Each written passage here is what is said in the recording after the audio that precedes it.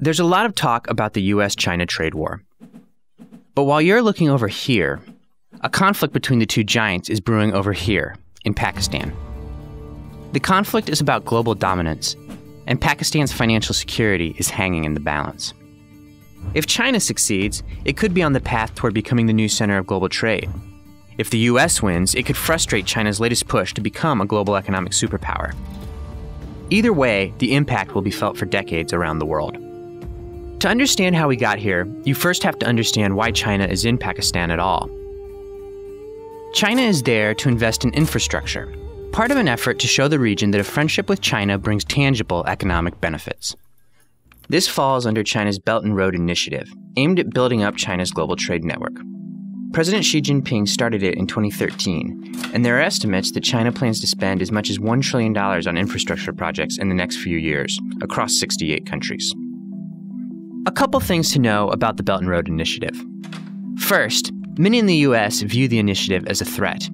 The US still has the largest GDP in the world, but China is gaining ground.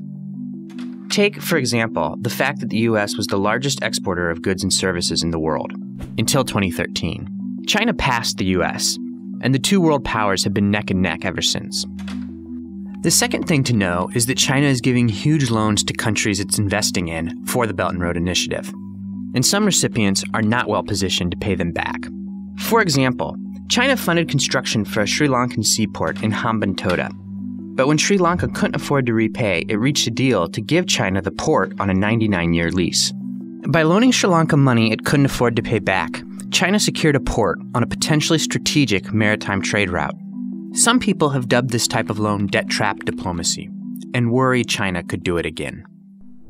So where does Pakistan fit into all of this? China's biggest Belt and Road project is taking place there.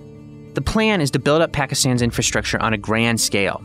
Once completed, China could use these highways, ports, railways, and pipelines for efficient access to the entire Indian Ocean, and continue to supplant the US in Pakistan.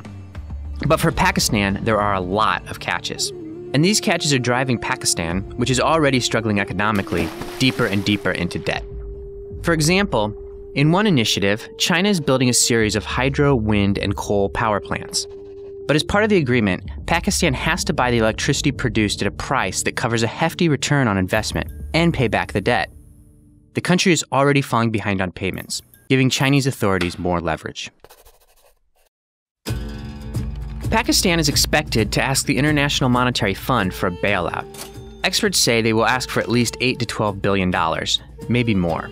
But some lawmakers in the US are expressing concern over how that bailout money is going to be used. They say that the US, as the largest contributor of IMF funding, shouldn't have American taxpayers help Pakistan pay off debt to China. But not bailing out Pakistan isn't really an option either. It's the IMF's job to help developing countries. And if the US doesn't help bail out Pakistan, it could cost the US a close ally and destabilize a geopolitically important country. So the US is expected to use this as an opportunity to limit China's influence in Pakistan. One way it could do this would be to influence the IMF to place terms on the bailout, such as specific restrictions on borrowing from China. This would force Pakistan to significantly scale back Belt and Road projects. Pakistan, for its part, is in a tough spot. On one hand, it may need a financial rescue from the IMF, funded in part by the US. On the other hand, it desperately needs the infrastructure improvements offered by China. And the incoming Pakistani administration has added another complication. Imran Khan's party stated that it might look for options besides the IMF to help with its debt, maybe even borrowing more from China. However, Mr. Khan's government has also pledged to make public the Chinese deals, shrouded in secrecy up until now. If the US comes out on top, it could start to discredit China's Belt and Road Initiative. Future countries might be hesitant in accepting Belt and Road money, slowing China's expansion. If China comes out on top, it's closer to its goal of displacing the US and becoming the new center of global trade. These issues will come to head in a few weeks, as Pakistan is rapidly running out of foreign exchange reserves. When that time comes, it could amount to a battle between the US and China. A battle for the #1 spot as a worldwide superpower.